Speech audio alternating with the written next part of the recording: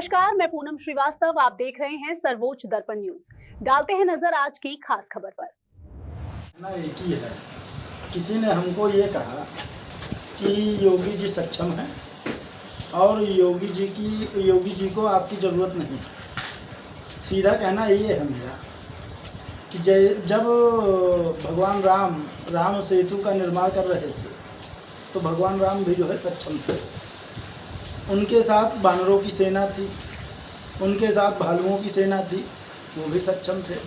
नल नील जैसे इंजीनियर भी उनके साथ थे।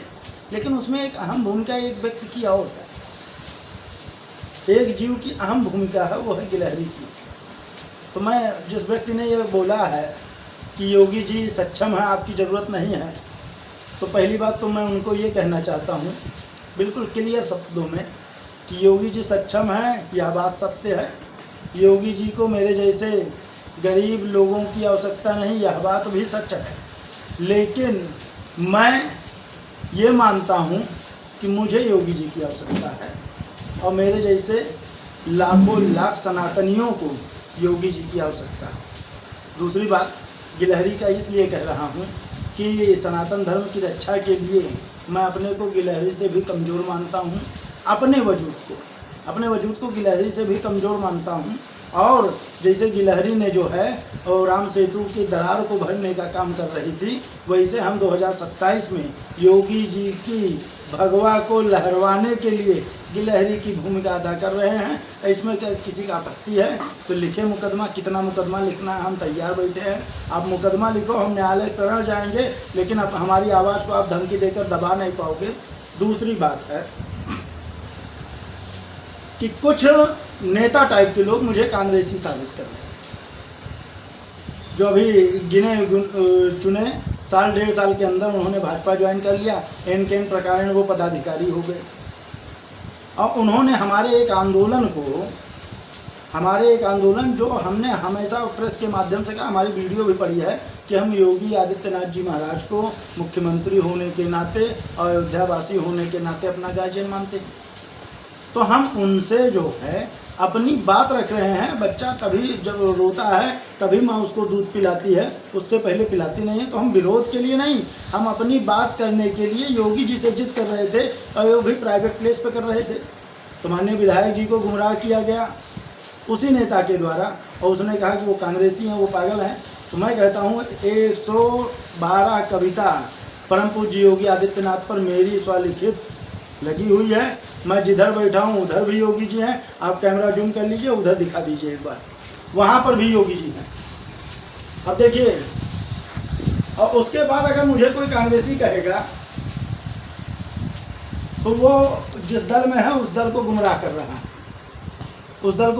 रहा है, मुझे स्रोतों के माध्यम से ये भी पता चला कि जब समाजवादी पार्टी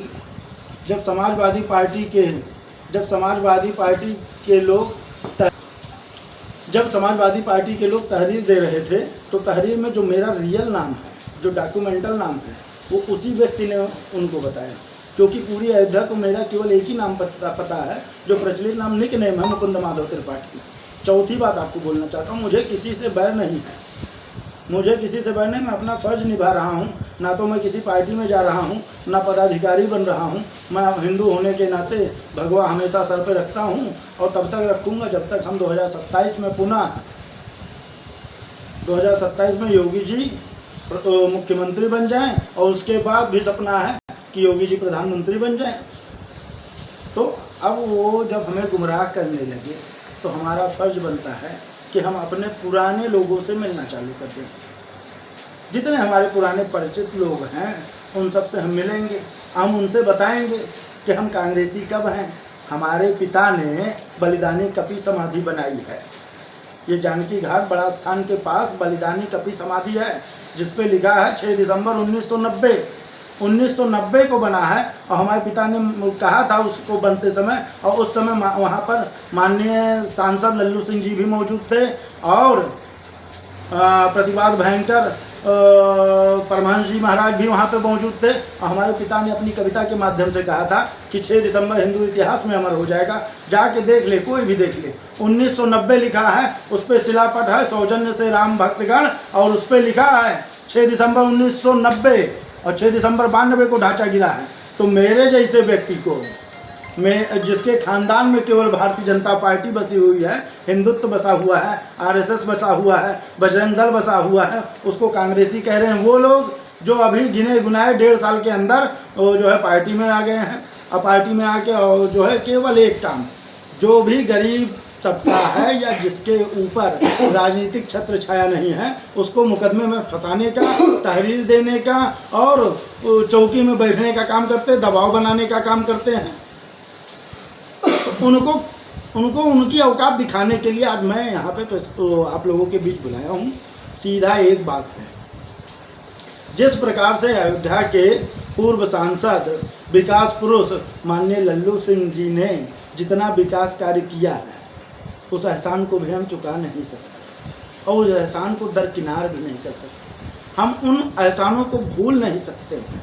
और दूसरी बात, जो बाहर से आयातित नेता होते हैं, किसी कारणवश किसी पार्टी में, किसी कारणवश किसी पार्टी में, फिर आगे इधर, और टिकट के लबलोज बुझाने वाले लोग, सीधा एक बात बोलता हूँ, उन लोगों को मैं एक बात बोल देना चाहता हूं कि जो जाति के आधार पर वोट बैंक की राजनीति करने के लिए फरवरी के महीने में कृष्णानंद पैलेस में पहुंचे थे, उनको साफ साफ जवाब देना चाहता हूं।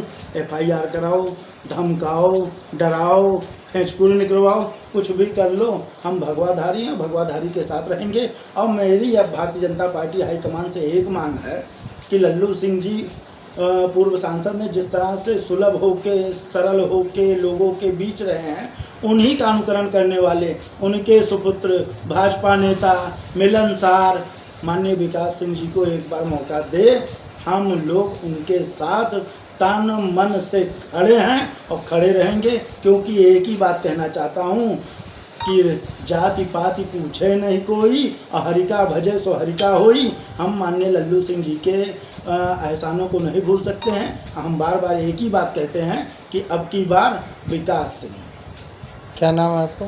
मुकुंद माधव त्रिपाठी, संस्थापक किसान फाउंडेशन ई रिक्शा यूनियन, और मुकुंद माधव त्रिपाठी किसान और संस्थापक किसान फाउंडेशन सनातन रक्षक संघ।